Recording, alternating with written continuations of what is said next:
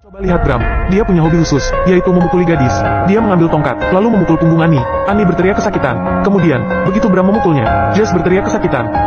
Pasti sangat menyakitkan. Bram kemudian berdiri di belakang gadis ketiga, dan mengayunkan tongkatnya dengan sekuat tenaga. Tapi gadis itu tak memberikan respons. Bram bingung, dia berjalan ke hadapan gadis itu, dan memukulnya lagi dengan keras. Tapi gadis itu tetap diam. Bahkan meski tongkatnya patah, Bram menyuruh Annie dan Jess pergi. Karena dia ingin menyelesaikan gadis di hadapannya. Gadis itu mengangkat kepala dan menyapu rambut panjangnya. Dan hal itu membuat Bram semakin bersemangat. Dia meninju perut gadis itu. Tapi kemudian, dia merasa ada yang aneh. Gadis itu mendongak. Tak disangka, wajahnya berubah. Dia adalah Arya Stark. Dia menggunakan pisau untuk menusuk mata Bram, lalu menutup mulutnya dengan kain. Setelah itu, dia menusuk dada Bram berkali-kali. Tiba-tiba, Arya teringat ketika guru pedangnya dibunuh oleh Bram karena mencoba melindunginya. Akhirnya, dia berhasil membalas dendam gurunya. Dia mengungkapkan identitasnya. Lalu, dia memotong leher Bram. Ini adalah kali pertama Arya menggunakan kemampuan yang diberikan oleh Dewa Wajah. Dia menyamar untuk membunuh musuhnya. Tak disangka, Dewa Wajah marah. Dia marah karena Arya tak seharusnya membunuh seseorang. Agar dewa lain tak marah, Arya harus mati. Dewa Wajah mengeluarkan racun. Tak disangka, dia malah meminumnya untuk menggantikan Arya. Ketika melihat mayat Dewa Wajah, Arya merasa sangat bersalah. Dia mendengar suara Dewa Wajah dari belakang. Ternyata Dewa Wajah menyamar menjadi Ellie. Arya memandang mayat itu, lalu mengangkat wajahnya, lagi dan lagi, seolah tak ada habisnya. Tapi tiba-tiba, Arya melihat wajahnya. Mata Arya yang panik, tiba-tiba menjadi buram, dan akhirnya buta. Itu adalah hukuman atas pembunuhan orang yang tak berdosa. Kemudian, Arya diusir dari kuil, dan menjadi pengemis di jalan. Tiba-tiba, Ellie datang.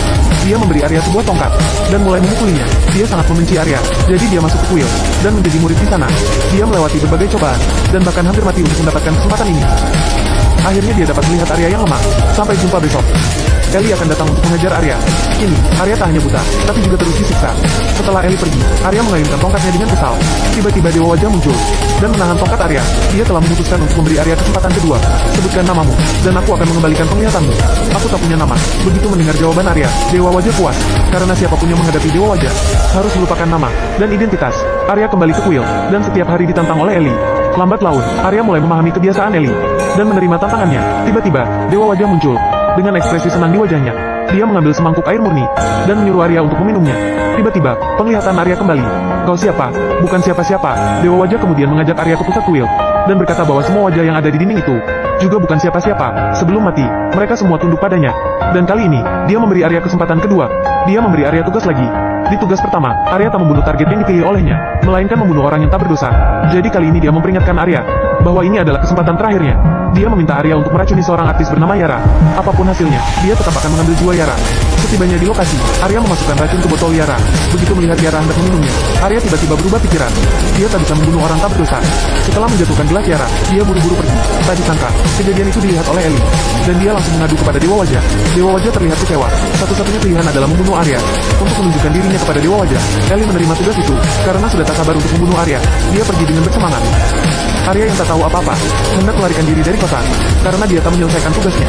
Ketika dia hendak pergi, seorang wanita tua mendekatinya, dan menikam perutnya. Kemudian, wanita tua itu melepas wajahnya. Ternyata dia adalah Ellie. Arya menahan rasa sakitnya, dan melompat ke sungai. Begitu melihat ke bawah, Ellie hanya melihat air berdarah yang tenang. Dia menyimpulkan bahwa Arya yang terluka parah pasti tak akan bertahan lama. Setelah Ellie pergi, Arya keluar dari air. Darah terus mengalir dari perutnya. Karena kedinginan dan kesakitan, dia berpikir bahwa sebentar lagi dia akan mati. Karena telah mengkhianati Dewa Wajah, dia harus menanggung konsekuensinya.